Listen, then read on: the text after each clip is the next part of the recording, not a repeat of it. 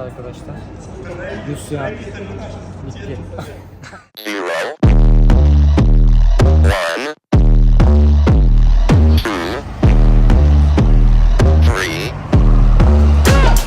Let's get started.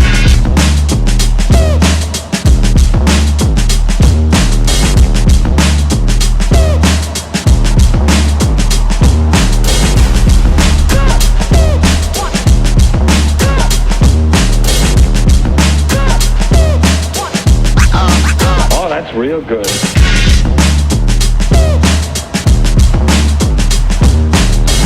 Ain't nobody stopping me. Arkadaşlar merhaba. Kanalım Gezifer'e hoş geldiniz. Az önce de söylediğim gibi bu video ile beraber Rusya gezimiz sona eriyor. Sayısız yaşanan güzellik, mutluluk ve tecrübe ile evimizi doldurduk. Artık vakit dönüş vakti. Bu son videomuzda St. Petersburg'da Nevski Caddesi'nde beraber yürüyeceğiz. Şehirler en güzel yürüyerek gezilmiş. Beraber yürüyeceğiz. Bu videoda benim sesimden daha çok şehrin sesini duyacaksınız. Hepinize iyi seyirler diledim. Hadi bakalım video başlasın.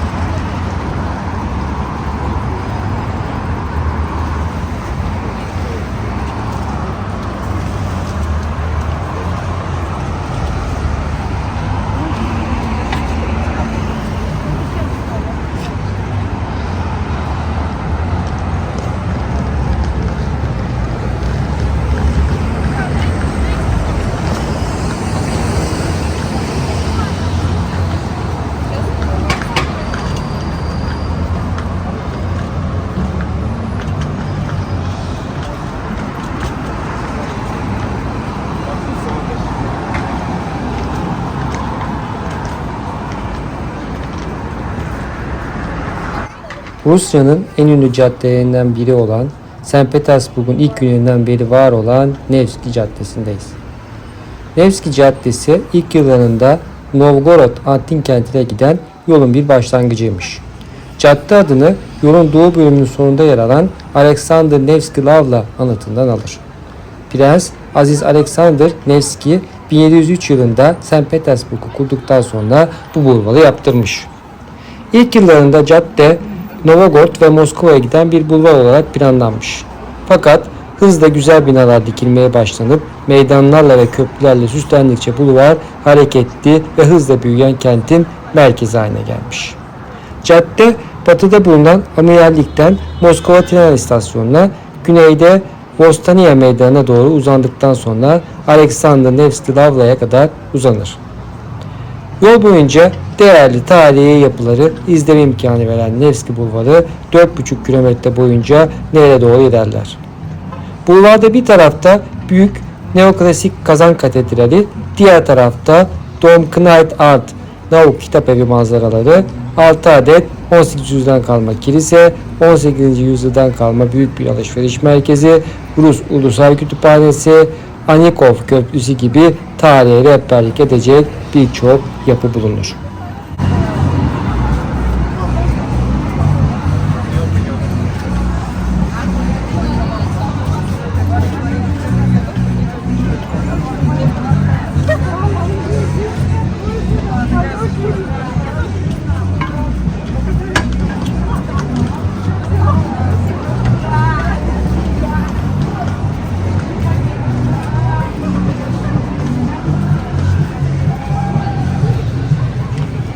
где-то... О, парень. Я ела чебурек и все это срала.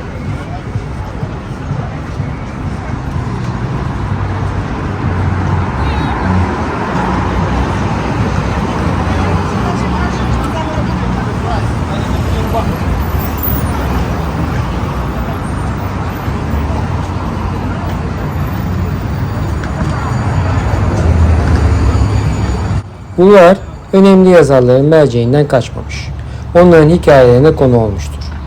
Daha da fazlası edebiyatta kendini göstermiş ve klasik eserlerde konu edilen bir bulvar olarak karşımıza çıkmıştır.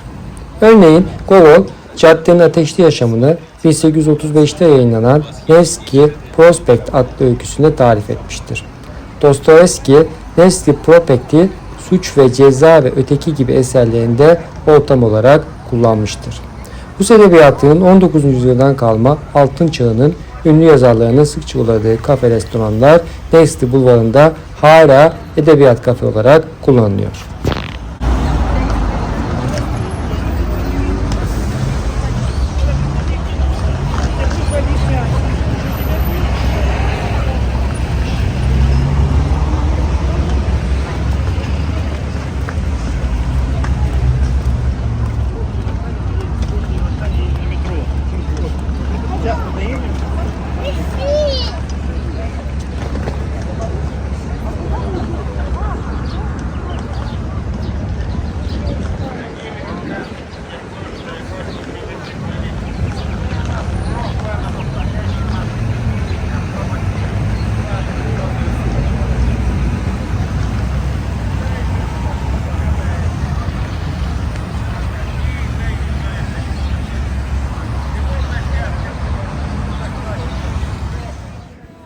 St. Petersburg sokaklarında sanatın her dalını icra eden sokak sanatçılarını görebilirsiniz.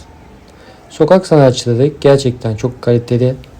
Bazen karşınıza bir portre sanatçısı, bazen bir karikatürist, bazen grafiti sanatçısı, bazen de bir müzisyen olarak karşınıza çıkabilirler. Ben de bir karikatüriste portremi çizdirdim ve gerçekten sonuçtan çok memnun kaldım. Şimdi gelin bakalım beraber izleyelim nasıl bir çizim olmuş.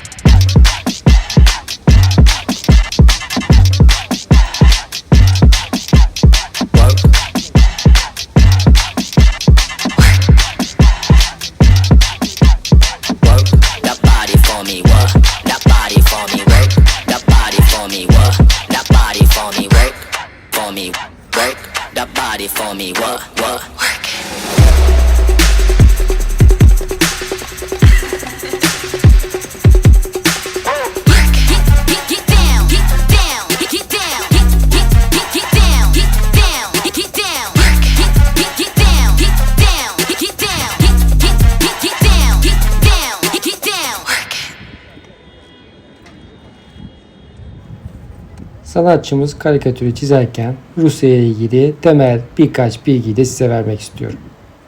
Rusya olarak bildiğimiz devletin resmi adı Rusya Federasyonu'dur. Başkenti Moskova'dır. 1991 yılında dağılan Sovyet Sosyalist Cumhuriyetler Birliği yerine kurulmuştur. Yönetim şekli başkanlık sistemidir. 83 federal bölgeden oluşur. Dünyanın toprak yüzölçüm bakımından en büyük ülkesidir. Dünyanın en büyük doğalgaz ve petrol üreticisi konumundadır. Rus ordusu dünyanın en büyük orduları arasında yer alır.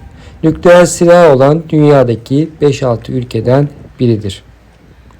Rusya denizlerden uzak olduğu için tundra iklimi ve nemli karasal iklim hakimdir. Dünyanın en büyük tahıl üreticileri arasında yer alır. Maden bakımından çok zengindir. Ülkemize en çok turistin geldiği ülkedir.